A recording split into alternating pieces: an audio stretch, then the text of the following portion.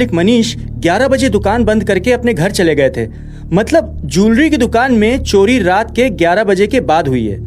Sir, पर यह अजीब बात है कि दुकान से आधी असली ज्वेलरी गायब है और दुकान के मालिक के अनुसार गले में 20,000 रुपए थे, पर चोरी के बाद भी उसमें 5,000 रुपए हैं और चोर ने सामने रखे दिखावटी नकली ज्वेलरी को छुआ तक नहीं। इंस्पेक्टर साहब सोचते हुए बोलते हैं, अभी तुम ज्वेलर मनीष के परिवार वालों से पूछताछ करो और मैं आसपास छानबीन करता हूँ।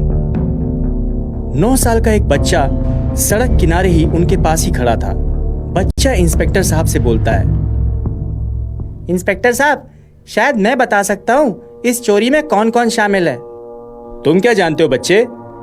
मुझे 99.99% यकीन है कि इस चोरी में कोई घर का ही शामिल है। ये कैसे कह सकते हो तुम?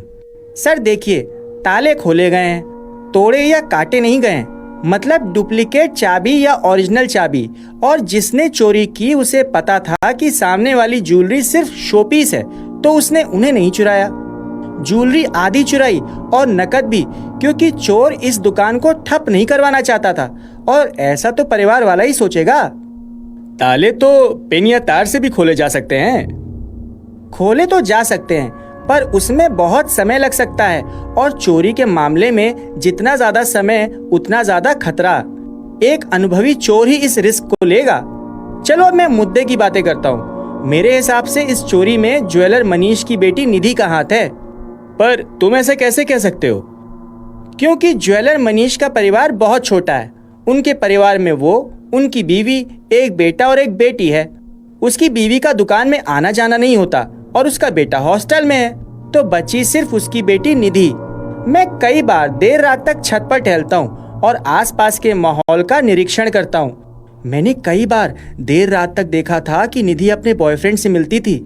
निधि ने अपने पेरेंट्स को बताया होगा, तभी एक बार लड़के वाले रिश्ते के लिए आए थे, पर जाते वक्त लड़के के परिवार वाले गुस्से में और नाराज लग रहे थे। शायद निधि के पिता ने लड़के की हैसियत देखकर रिश्ता नकार दिया था।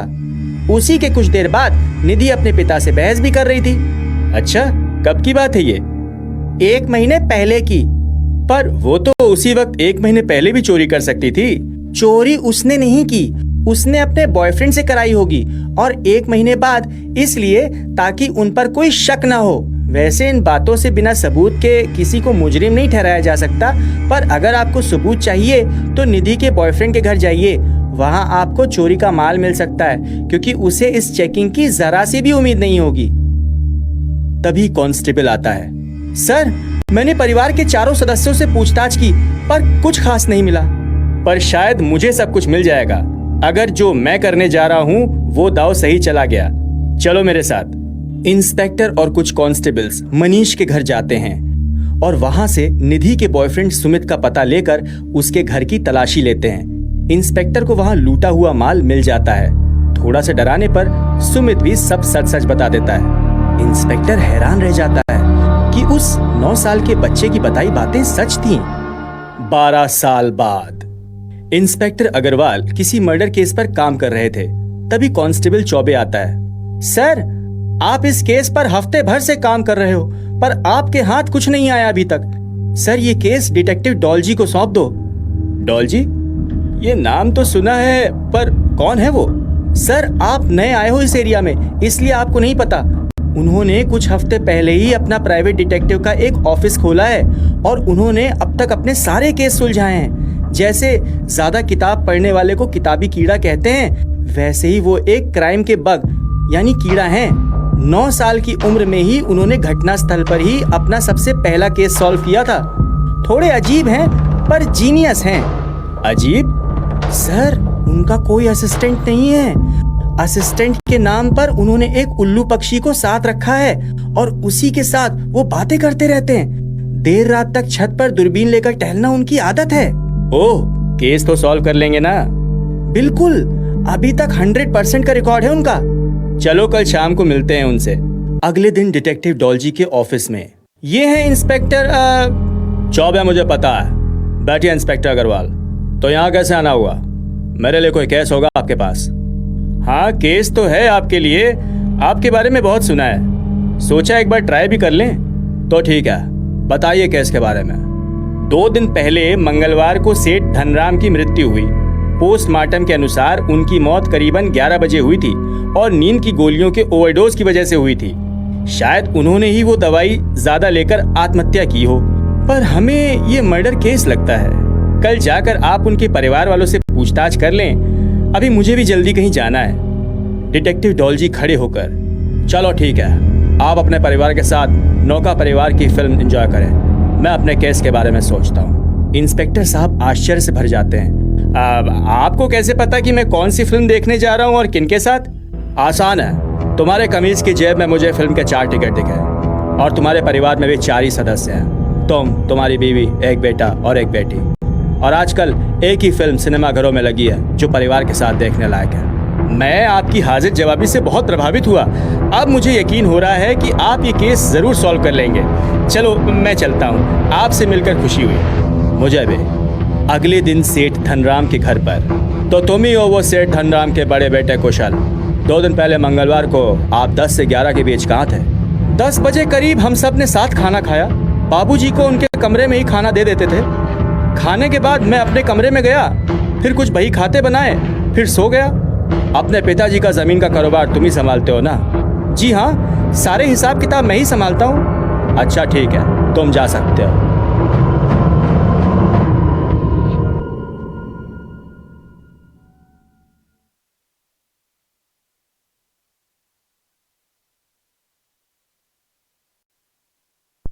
डिटेक्टिव डॉलजी एक केस के सिलसिले में सेठ धनराम के घर वालों से पूछताछ कर रहे हैं। कमल, जो कि धनराम का छोटा बेटा है, वो बताता है, मैं वकील हूँ, तो सोने से पहले मैं अपने केस की फाइलें जांच रहा था। मुझे तो सुबह मेरी बीवी ने बताया कि बाबूजी नहीं रहे। कुशल की पत्नी राधा ने भी बताया, 10 बजे के बाद मैंने रसोई में कुछ काम निपटाए। वैसे रोज मैं दूध का गिलास बाबूजी को देती हूँ, पर उस दिन बाबूजी के छोटे भाई मस्तराम जी ने कहा कि आज मैं दूध लेकर जाऊंगा। फिर उसके बाद मैं अपने कमरे में आ गई। वैसे उसके बाद मैंने उनके बीच झगड़े की आवाज सुनी थी। कमल की पत्नी महिमा ने भी बताया, रसोई में कुछ हाथ बटाकर मैं अपने कमरे में आ गई। सुबह बाबूजी को नाश्ता देने गई थी, पर उनको बहुत उठाने पर भी जब वो नहीं उठे, तब मैंने अपने पति को बताया। धनराम के छोटे भाई मस्तराम का जब बयान लिया गया तो उसने बताया, मैं डिनर के बाद अपने कमरे में चला गया था, पर मैंने सुना कि तुम दूध का गिलास लेकर गए थे सेठ धनराम के लिए। हाँ, ले गया था, पर तुम तो वो रोज नहीं करते थे। फिर उस दिन क्यों? सारा शक तुम पर ही जाता है। वो उस दिन मैं जुए में सारे पैसे हार गया था, तो मैंने सोचा कि दूध ले जाकर कुछ पैसे मांग लूंगा, और पैसे ना मिलने पर तुमने उनसे झगड़ा किया, और वैसे गुस्से की वजह से कत्ल हो जाना आम बात है। नहीं, अब मैंने खून नहीं किया, मैंने झगड़ा किया, मैं मानता हूँ, पर मैं उसके बाद अपने कमरे में चला गया था। घर का नौकर रमेश भी बयान देता है, खाने के बाद मैंने रसोई में बर्तनों को धोया, रसोई की सफाई की, फिर अपने कमरे में चला गया। 2-3 दिनों की छानबीन के बाद डिटेक्टिव डॉलजी को पता चला कि सेठ धनराम के पिता ने मस्तराम के आवारा और जुआरी होने के कारण उसको जायदाद में कोई खास हिस्सा नहीं दिया था, बस एक छोटा सा कमरा दिया था। बाकी जायदाद और कारोबार सेठ धनराम को दिया था। इसलिए मस्तराम को धनराम से चिढ़ थी, पर रहने के लिए वह उनके साथ ही रहता था। मस्तराम को भी उस घर में कोई खास पसंद नहीं करता था। बही खातों को देखने पर डिटेक्टिव डॉलजी को कुछ अजीब लगा कि किसी मिस्टर सक्सेना नाम के शख्स के नाम बाकियों से कुछ ज्यादा ही उधार की अमाउंट है, और हर सोमवार को उसके खाते में पैसे डेबिट किए जाते हैं। कुशल से पूछने पर उसने इतना ही बताया कि वो बस हमारा एक ग्राहक है, उधार लेता है और ब्याज सहित चुका देता है। डिटेक्टिव डॉलजी ने बही खाते से उसका पता अपनी डायरी में लिख लिया। डिटेक्टिव डॉलजी ने परिवार वालों से और पूछताछ की तो उसे पता चला कि मर्डर से एक दिन पहले सोमवार को भी मस्तराम दूध का गिलास ले जाना चाहता था, पर कुशल ने उस दिन उस गिलास को लिया, और राधा से पता चला कि उसने कभी कभी अपने पति कुशल को सोमवार देर रात को किसी काम से बाहर जाते हुए देखा था। नौकर के इतिहास के बारे में घर वालों से पता चला कि 2 साल पहले उसके गांव में सूखा पड़ने से उसके बीवी बच्चे मर गए थे। शहर में बहुत भटकने पर उसे कोई काम न मिला, तो सेठ धनराम ने दया दिखाकर उसे अपने यहाँ काम दिया, खाना और रहने को कमरा दिया। डिटेक्टिव डॉलजी ने इंस्पेक्टर अग्रवाल को कहा कि इस मंगलवार सेठ धनराम के घर पर मिले। वहीं मैं आपको बताऊंगा कि खूनी कौन है, और एक और सरप्राइज भी है आपके लिए।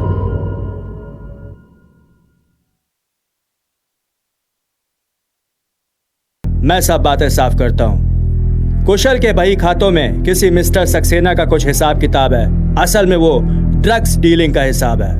कुशल खुद ड्रग्स का सेवन करता था और ड्रग्स खरीदकर उन्हें छोटे छोटे डीलरों को बेचता था। शायद 2-3 महीने से ही इसने ड्रग्स का ये धंधा शुरू किया था। बही खातों में तो वहीं से शुरुआत है। इसकी शुरुआत तब से कहनी चाहिए जब कुशल का कारोबार कुछ मंदा था। तब किसी ने उसे बेनाम चिट्ठी लिखी। कुशल खुद ड्रग्स का सेवन करता था और ड्रग्स खरीदकर उन्हें छोटे छोटे डीलरों को बेचता था। शायद 2-3 महीने से ही उसने ड्रग्स का ये धंधा शुरू किया था। बही खातों में तो वहीं से शुरुआत है। इसकी शुरुआत तब से कहनी चाहिए जब कुशल का कारोबार कुछ मंदा था। तब किसी ने उसे बेनाम चिट्ठी लिखी जिसमें लिखा था कि वो बेनाम व्यक्ति कुशल के कारोबार को बुलंदियों तक ले जा सकता है, और उस चिट्ठी में मिलने का समय और जगह भी थी। वैसे कुशल, तुम्हें वो चिट्ठी अपने अलमारी के किसी बेकार सी कमीज के जेब में नहीं रखनी चाहिए थी। किसी ढंग की जगह छुपाते या नष्ट कर देते। खैर छोड़ो, तो कहा था मैं? ओ हाँ, तो फिर तुमने भी सोचा मिलने में क्या हर्ज है। तुम उस नकली मिस्टर सक्सेना से मिलने पहुंचे। उसने अपनी पहचान छुपाए रखी, तुम्हें भी नहीं बताई। तुमने वो डील मान ली, पर अपनी पहचान छुपाने के इरादे से उसने तुम्हें कुछ कांटेक्ट करने के लिए नहीं दिया, पर सौदा भी करना था। इसलिए तुमने हर रात सोमवार मिलना तय किया। तुम्हारे पास खुद की जेब से लगाने को पैसे नहीं थे और तुम्हारे बही खाते तुम्हारे पिताजी देखते थे, तो तुमने नकली मिस्टर सक्सेना की एंट्री बही खातों में की। नकली नाम के साथ नकली पता। इस पर कमल कहता है, पर इसका पिताजी के मर्डर से क्या लेना देना?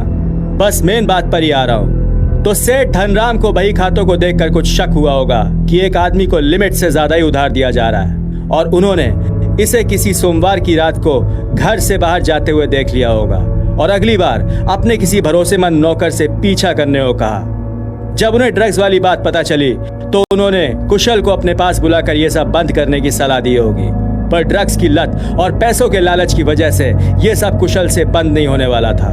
तो कुशल ने सोचा कहीं अपने बचे खुचे दिनों में यह बुड्ढा कहीं मेरा नाम वसीयत से बाहर ना निकाल दे, जैसा मस्तराम के साथ हुआ था। इसीलिए मारा ना तुमने अपने पिताजी को? हाँ, मैंने मारा अपने पिताजी को। मैंने ही मारा।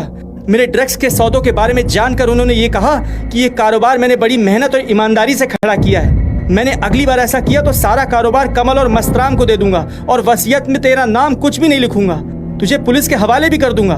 तो फिर मंगलवार की रात मैंने मस्तराम के जाने के बाद पिताजी को नींद की गोलियां ज्यादा दे दी और कुछ दूध में भी मिलाकर दी, और तुमने मस्तराम को सोमवार को दूध ले जाने से मना किया क्योंकि तुम्हें उस दिन डील के लिए बाहर जाना था।